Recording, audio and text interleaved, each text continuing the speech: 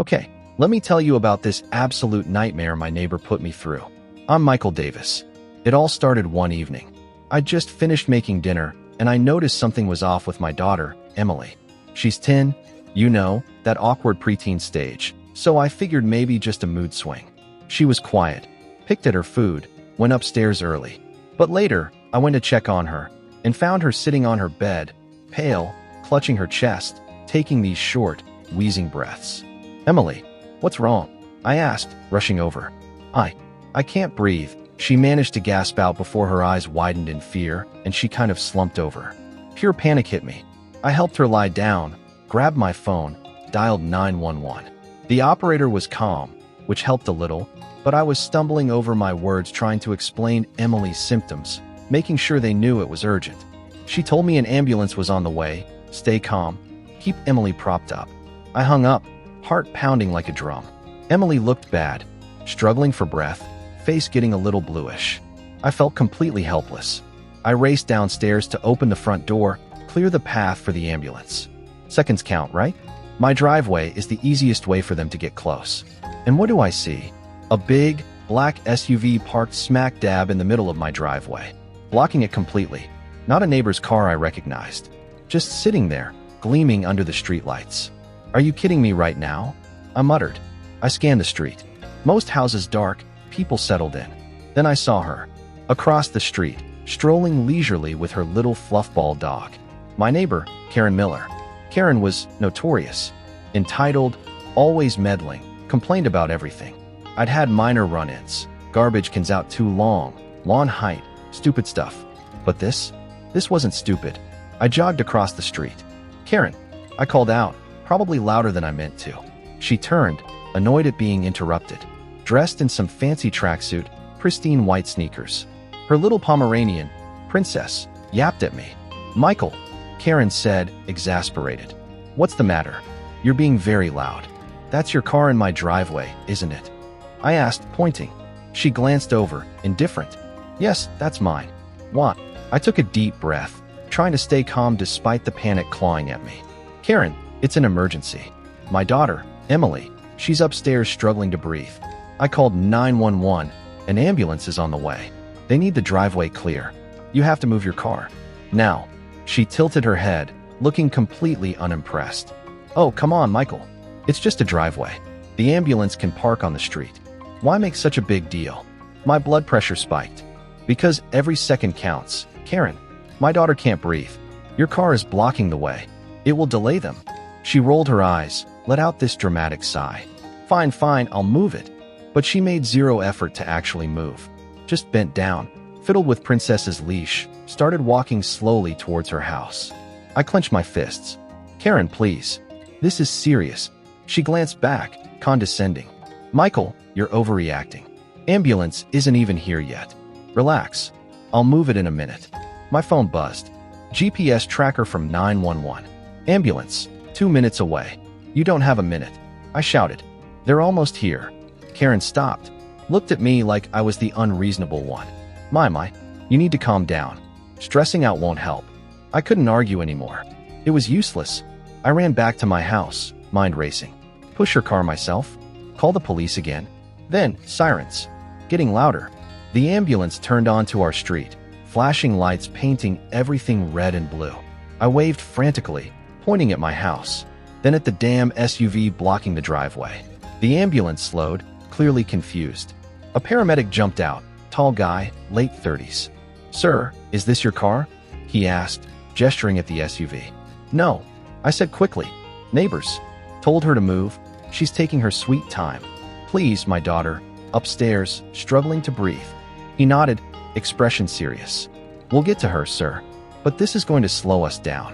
I watched, frustrated beyond words, as they parked on the street, grabbed their gear, the stretcher, and had to haul it all up the driveway on foot because Karen's damn SUV was in the way. And where was Karen? Strolling casually with Princess, completely unbothered. As the paramedics maneuvered the stretcher up the driveway, my anxiety spiked again. I ran back inside to guide them upstairs, my heart pounding with fear for Emily and sheer disbelief at Karen's selfishness. The paramedics were total pros, immediately assessing Emily, asking me questions, symptoms, allergies, history. I answered as best I could, voice trembling. Meanwhile, I could see Karen through the window, still outside, now casually chatting with another neighbor like nothing was wrong. My frustration boiled over again. Once I was sure Emily was being taken care of, I stormed back outside. "Karen," I yelled, louder this time. "Are you seriously just standing there while my daughter's life is in danger?" She turned, annoyed again, that fake concern plastered on. "Michael, I said I'd move my car. Didn't see the need to rush. The ambulance is here, aren't they?" I clenched my fists. "They're here, but they had to park on the street. Carry everything up. Because your car is blocking the way. Do you realize how much time you wasted?" She shrugged, crossing her arms defensively. "Oh, come on. An extra minute or two won't make a difference. They're used to dealing with things like this. You're being dramatic." I couldn't believe her callousness. "Dramatic? Karen, my daughter is upstairs fighting for breath, and you're acting like this is no big deal." She rolled her eyes. "Look, I didn't park there to inconvenience you. My spot was taken. Had no choice but to use your driveway temporarily. Wasn't planning to leave it there forever." My voice got louder. "It doesn't matter why you parked there. What matters is you refused to move when I told you it was an emergency.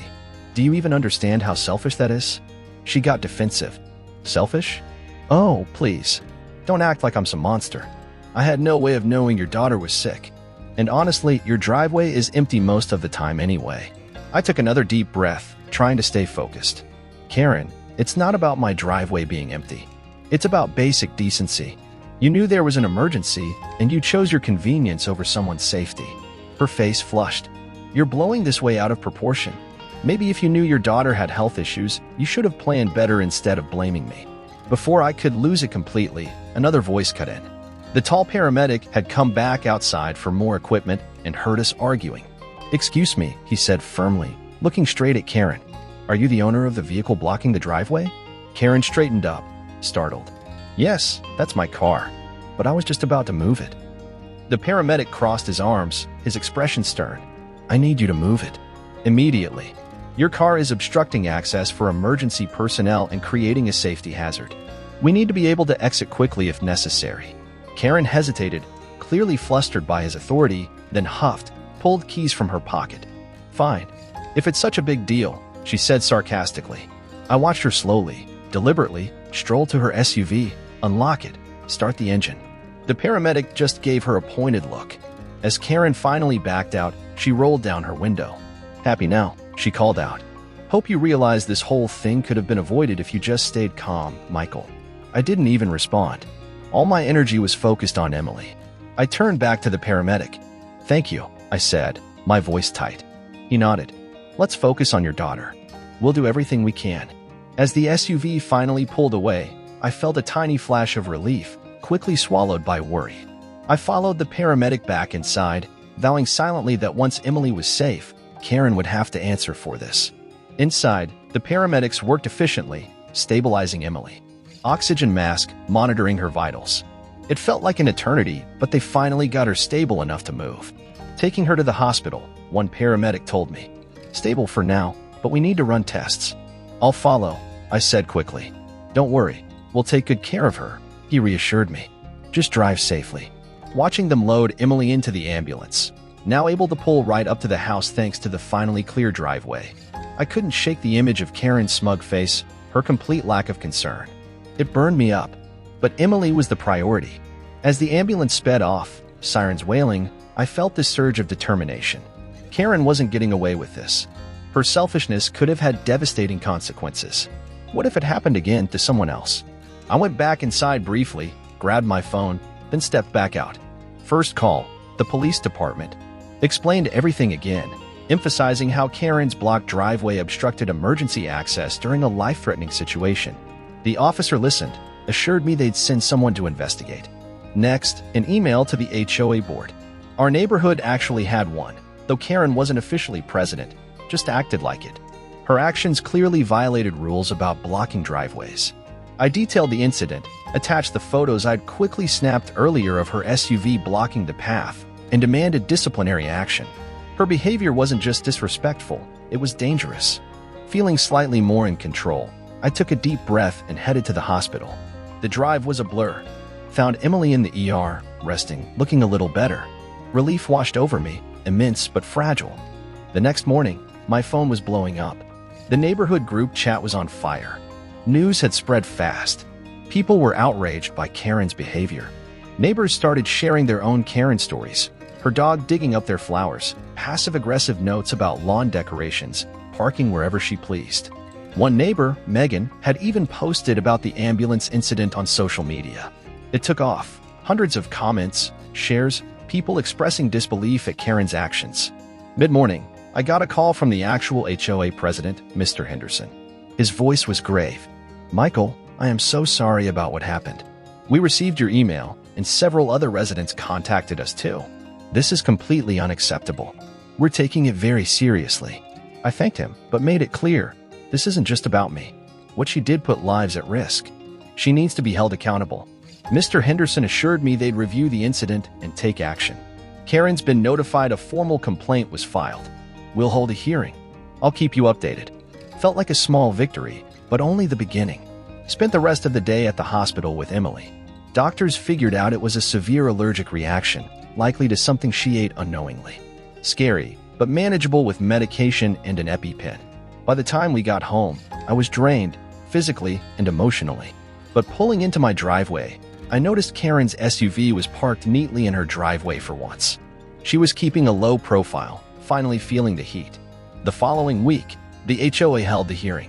I went, along with several other neighbors fed up with Karen's antics. Karen showed up too, avoiding eye contact, sitting silently in the corner. Mr. Henderson laid out the details, read statements from me and the paramedics.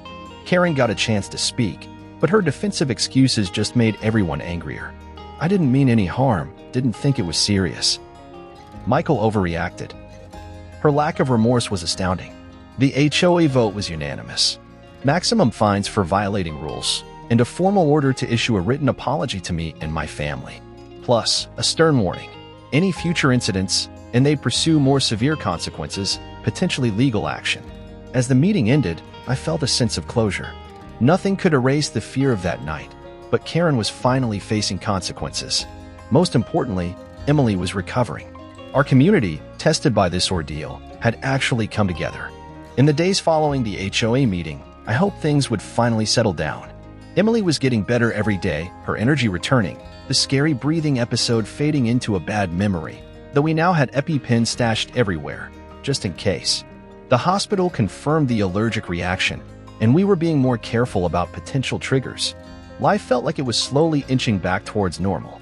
But Karen wasn't exactly embracing her newfound pariah status gracefully. The apology letter arrived as mandated by the HOA. It was maybe 3 sentences long, stiff, formal, and completely devoid of any actual remorse. It felt like something her lawyer probably drafted just to check a box. I showed it to Linda, and we just shook our heads. Predictable. Instead of laying low, Karen seemed to double down on her victim narrative. Neighbors told me she was complaining to anyone who'd listen, saying she was being unfairly targeted, that the whole ambulance incident was blown out of proportion, that I was the one causing problems. It was infuriating, but honestly, also kind of sad. Then, a few days later, I got another official-looking envelope. My stomach dropped. Not again. I opened it, a letter from Karen's attorney. My blood ran cold. She was accusing me of defamation and harassment, claimed my complaints to the HOA and Megan's social media post, which I had nothing to do with, by the way, had damaged her precious reputation. The letter demanded I retract my statements, issue a public apology to her, and pay for her emotional distress. I stared at the letter, absolutely stunned. The sheer nerve. The woman who blocked an ambulance during a medical emergency, who showed zero remorse, was now trying to play the victim and sue me? I immediately called Jessica, my lawyer friend who'd given me advice before. I read her the letter. She sighed heavily on the other end. Classic intimidation tactic, Michael. She has absolutely no grounds for a defamation suit. You reported facts. Your complaints were justified. Megan's post, while maybe inflammatory, wasn't your doing. Karen's just trying to scare you into silence, maybe get you to drop any further action against her. So, what do we do? I asked, feeling the familiar stress creep back in. We respond, Jessica said firmly. I'll draft a letter making it crystal clear her claims are baseless, that you were the victim of her reckless behavior, and that if she pursues this frivolous lawsuit, we will countersue aggressively for malicious prosecution and seek sanctions against her and her attorney. The next week was tense. Karen kept spreading her sob story, trying to rally sympathy. She even organized a little meeting at her house with a few neighbors who, for whatever reason, still seemed to be on her side, or maybe just disliked conflict. But the vast majority of the neighborhood saw right through it. They knew what happened. They'd seen her behavior for themselves. Jessica's response letter landed on Karen's attorney's desk. It was direct, detailed, laid out the facts, cited the paramedic statements, the HOA ruling, everything. It basically said, you don't have a case, and if you proceed, you'll regret it. We waited. Would Karen actually file the lawsuit? Would she push this absurdity even further? Her attorney responded, suggesting mediation. Likely realized they had a losing case and wanted to avoid court. Jessica advised me to agree. It forces her to sit down and face the facts, even if she won't admit fault, she said. And it shows the court, if it ever gets there, that you were willing to be reasonable. The mediation session was awkward, held at a neutral law office. Me, Jessica, Karen, and her attorney. Karen sat there, scrolling through her phone, radiating indignation, barely making eye contact. The mediator tried to facilitate discussion. I calmly recounted the events again, the fear, the blocked driveway, the delay. Karen, when it was her turn, just repeated her defensive claims, blaming me for overreacting. The mediator, clearly seeing the situation for what it was, proposed a simple resolution. Karen would formally drop her baseless defamation claim, and both sides would agree not to discuss the incident publicly anymore, essentially moving on. I hesitated. Part of me wanted her to face real consequences beyond the HOA slap on the wrist. But dragging this through court would be expensive, stressful, and ultimately wouldn't change what happened. Emily was okay. That was the most important thing. I looked at Jessica. She gave a small nod. Do what feels right. Fine, I said finally, looking at Karen. I'll agree, but only if you genuinely commit to respecting boundaries and community rules from now on. This can't happen again. Not to me, not to anyone.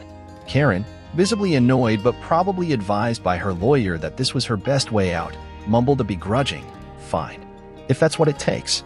We signed the agreement. Leaving that office, I didn't feel victorious, just done. Tired of the drama, tired of the conflict. Karen's apology, if you could even call it that, felt hollow. But maybe, just maybe, this was really the end of it. In the following days, Karen did issue that brief, forced written apology to me in the HOA. The neighborhood slowly returned to a fragile peace. Karen remained a polarizing figure, mostly keeping to herself. I, on the other hand, decided to turn this negative experience into something positive. Got more involved with the HOA, the new, more reasonable board, that is. Worked with other residents on that emergency response plan, clarified parking rules, promoted better communication. The whole ordeal was exhausting, terrifying, but it also brought me closer to Emily, closer to my community. It taught me about resilience, about standing up for what's right, even when it's hard. And watching Emily laugh and play in the yard, healthy and safe, that made every bit of the struggle worth it.